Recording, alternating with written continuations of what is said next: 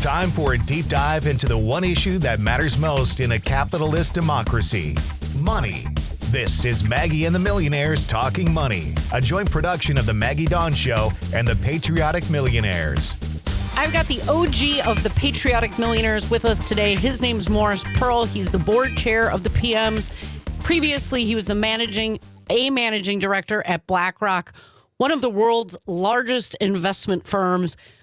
Today, we're here to talk about the stunt that I think all of you saw: Donald Trump at McDonald's. It's weird. Morris, when we look at Donald Trump's policy record, do you think he actually cares about working people? I don't think so. He appointed officials who are against enforcing the existing labor laws, certainly against improving labor laws, against union organizing. We had people running the National Labor Relations Board who were opposed to labor relations. I mean, how much more ridiculous can you get? I think they're basically concerned about corporate profits quarter by quarter, and they don't even think the long term beyond the next 3 months. No. Yeah, it ironic isn't even a big enough word for what that was. I mean, yes, it was a photo stunt, but he was asked while he was there, does he support a minimum wage? What was his response? Well, he didn't actually answer the question. Of course not. He talked about how they had no proof that Vice President Harris actually worked for McDonald's to help support herself 40 some odd years ago. Like, do you have any proof what you were doing 40 years ago? Neither do I. And frankly, I don't really care. And it's not like he worked at McDonald's either. He had a photo up there while it was closed for a few minutes. I don't get the point. Nor did I. I mean, I worked at a little diner called Heinemann's, and I would never be able to prove that. Here was his answer. This is just the direct quote for everyone. He was asked if he's in favor of increasing the minimum wage, which, just for everybody's reference, the federal minimum wage has not been increased since July of 2007. Excuse me. There were two more increases after July 2007 to $7.25 in July 2009. Pardon me. Here was his answer to, should we raise the minimum wage that hasn't gone up since 2009? Well, I think these people work hard. They're great. And I just saw something, the process. It's beautiful. It's a beautiful thing to see. They are great franchises. They produce a lot of jobs. But what about the minimum wage, sir? I mean, what? How does Vice President Harris differ from Donald Trump on this question of the minimum wage, Morris? Do you know you can legally work at McDonald's in either Wisconsin or New York if you were not even born the last time the minimum wage was raised? Wow. We were just looking at that. Like Kamala Harris, she's in favor of higher minimum wage, period. Yes. Well, Donald Trump clearly is not. He's not even in favor of enforcing the existing minimum wage law. And if you're not even if you're not even willing to enforce the existing laws, then you got nothing, because it doesn't help to have more laws if there's no government officials to enforce the laws in the first place. So clearly, if you're a worker, or if you're anybody who's a law-abiding citizen, and you don't want to be competing with people who don't bother following the laws, you should be in favor of having governments enforcing the laws and not letting, corporations, they're good and money somehow trickles down, so we're going to just let them do whatever they want. No, it doesn't work that way. Yeah, especially labor laws. Like, labor laws are there to protect workers, period. And if you won't enforce them, and if you promise to give away your administration to the highest bidder, i.e. the oil companies, I mean, it's all of a whole. Like, you're not working in the best interests of working Americans, like period, full stop. The Trump administration's record when it came to union busting activity, there was basically zero enforcement, to your exact point.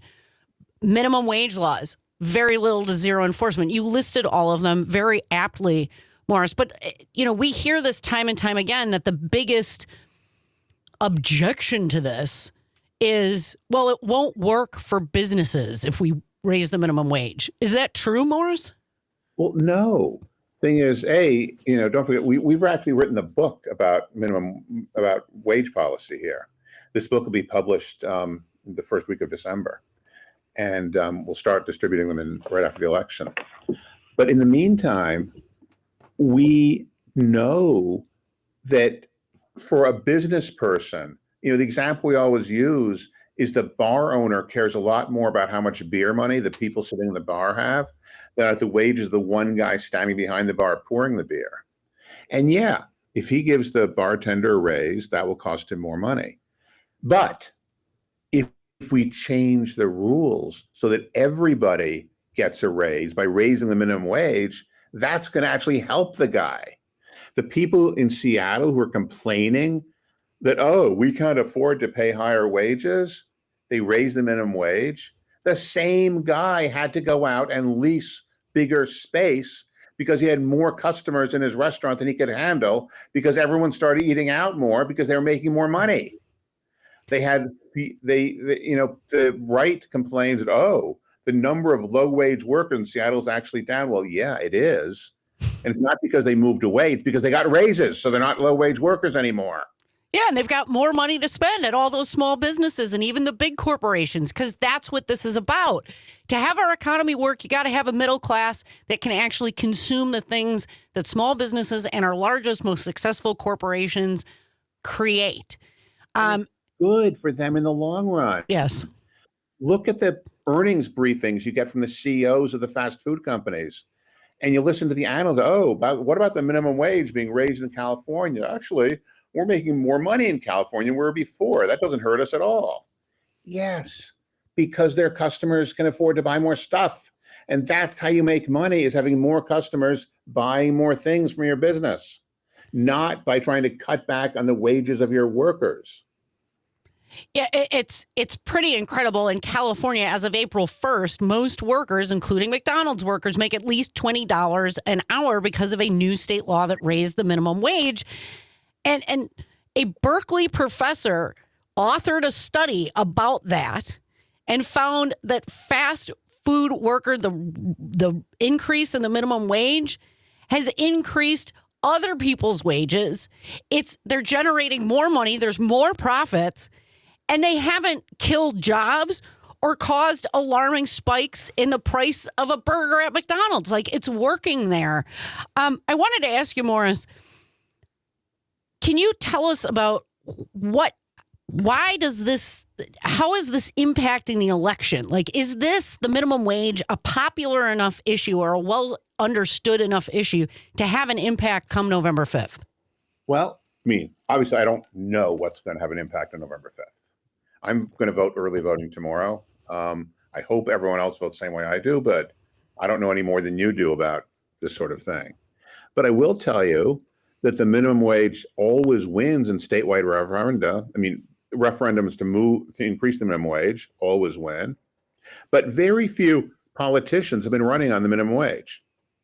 And so if you do voting in almost any state of the country, they vote in favor of higher minimum wage, except inside the halls of Congress in Washington, D.C., they don't. I think it's because those people, A, they're not minimum wage workers. Right. And B, they spend most of their time talking to donors. Minimum wage is not a major issue for most political donors. And they kind of see it, well, if I raise my wages, that'll cost me more money.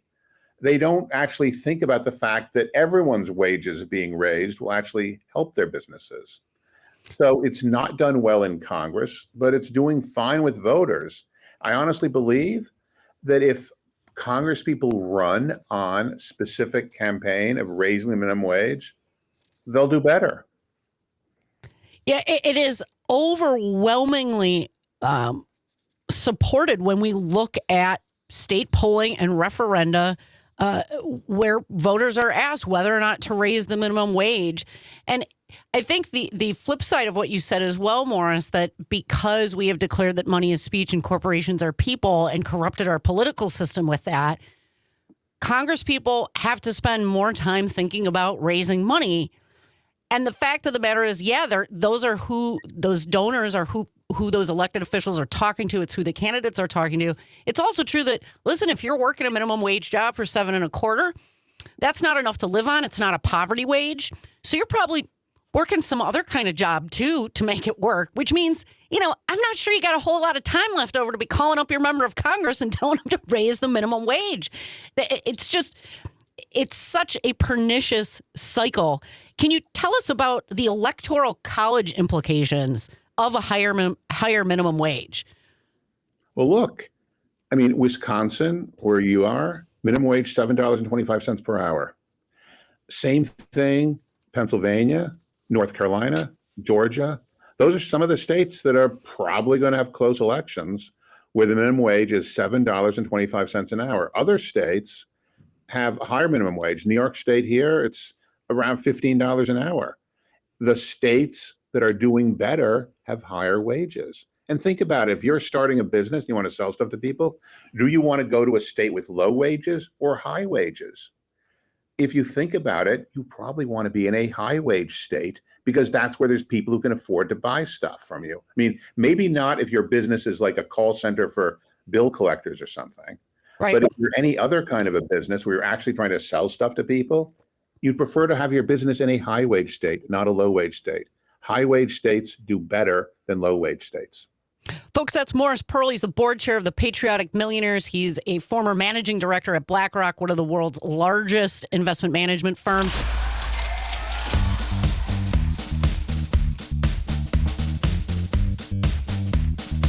Surveys have reported that over 61% of small business owners support raising the minimum wage.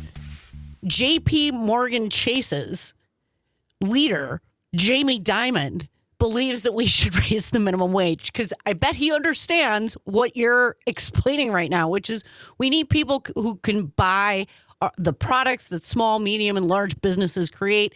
Businesses do better. All workers do better when we raise the minimum wage. What would you say to voters right now, Morris, who are a little skeptical that a higher minimum wage is really what our economy needs? Look, there are people with economic challenges.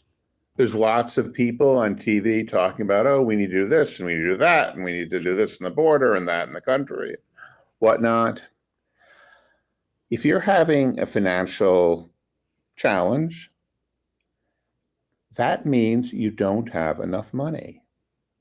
The way to solve the not having enough money problem is to have more money. It's that simple. It's not, I wish my boss had more money and that would somehow help me because money trickles down. I don't hear that from too many voters. Yeah, it's where the talking point, where that rubber has to meet the road. I don't think I've ever heard anybody that's just getting by is like, I wish the CEO of my business would make more money so that it can trickle down to me somehow. It's like, no, pay me more, damn it. Obviously. It makes sense to me. It certainly does. Morris, I always love how you distill it down to its essence. The Harris campaign has been, I think, a little reticent. And we talked about this a little bit, about the fact that a lot of politicians, this isn't one of the issues that they tend to run on. Should her campaign really be worried about alienating business leaders if she were talking about this more? No. Well, first, there aren't that many business leaders. Jamie Dimon is fine. His office is right there, actually. Tell Jamie I say hello. Yeah. But in the meantime, there are a lot more people who earn paychecks than who sign paychecks. A lot more voters. And the smart business leaders know that they actually want people to make more money. And it makes sense to do that by changing the laws, the rules of our country. Because the first business leader who gives all of his workers a raise, that doesn't really do him that much good. Yes. He's paying his workers more money, but his customers aren't getting more money. But if all of the companies do that at the same time, then everybody's making more money and there's more money in the whole economy. That is actually good. As I said before, the bar owner is more concerned about how much beer money his customers have than about the wages of the guy standing there pouring the beer. And if you change the minimum wage laws, that's going to give all of his customers raises. And he's not going to be overly concerned about the fact that he also has to give the bartender a raise too. So, yeah, I don't think that's something they need to worry about. I really don't. Yeah, it's the literal embodiment of the high tide raising all ships. It's that on a macro scale. And that's what we need to see. I mean, it works from a business perspective. People want this. I finally found the statistic. Whenever it's polled, more than 80% of voters think the minimum wage should be higher. And nearly 2/3 of voters, including 64% of independents and 40% of Republicans, think it should be at least $15 an hour. That's more than double in Wisconsin and Pennsylvania and North Carolina. Well, that's what I was going to get back to. It's. I talked a couple weeks ago, Morris, about how basically on almost any single metric that evaluates sort of overall wellness of a community, the happiness of its people, et cetera, health metrics, income metrics, education, literacy, et cetera, et cetera, et cetera, red states all do far worse than blue states, like every single example. So when we look at the fact that still in Pennsylvania, Wisconsin, Georgia, and North Carolina, the minimum wage is at $7.25 an hour, I think this is something that Vice President Harris should be running on and talking about every day. It's so critically important for the overall health of our economy. That's what I say too. We can do better than we're actually doing. And there's a lot more voters who will benefit from raising the minimum wage than the small number who, for whatever reason, are concerned about it. You know, we need to make some improvements and we need to do something that people can see being improved. I think Vice President Harris has to, tell the voters that we're all in this together. Yes. We don't want to have a country where there's a lot of people just struggling to get by, whether they're immigrants, whether people whose families were immigrants 100 years ago or 50 years ago, like Donald Trump's family, or, a little bit more like my family, or even thousands of years ago, like the, original Native Americans who came from, the other side of the world. We're all in this together now. And I don't want to live in a country with a few rich people and millions of people who are struggling to get by. That's not the kind of country where I grew up.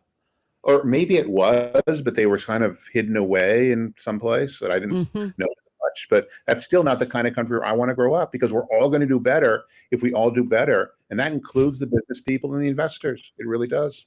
So simple. We'll all do better when we all do better. So true. As we close out here, just another small statistic for folks. Since 1996, each time a minimum wage increase has been put to voters on a statewide ballot measure, it's passed. So, Morris, I'm going to ask you in 30 seconds. Do we have 30, Aaron? We do. We got 30 exactly. What's your final economic message to voters? If we all, like you said, if we all do better, we're all going to do better because we're in this together. We need to be on the same side, not trying to fight against each other. Don't let Donald Trump pit you against other working people. We're in this together. Thanks so much to Morris Pearl. Thanks for listening to Maggie and the Millionaires Talking Money, a joint production of Civic Media and the Patriotic Millionaires. For more information, go to patrioticmillionaires.org and be sure to tell your friends.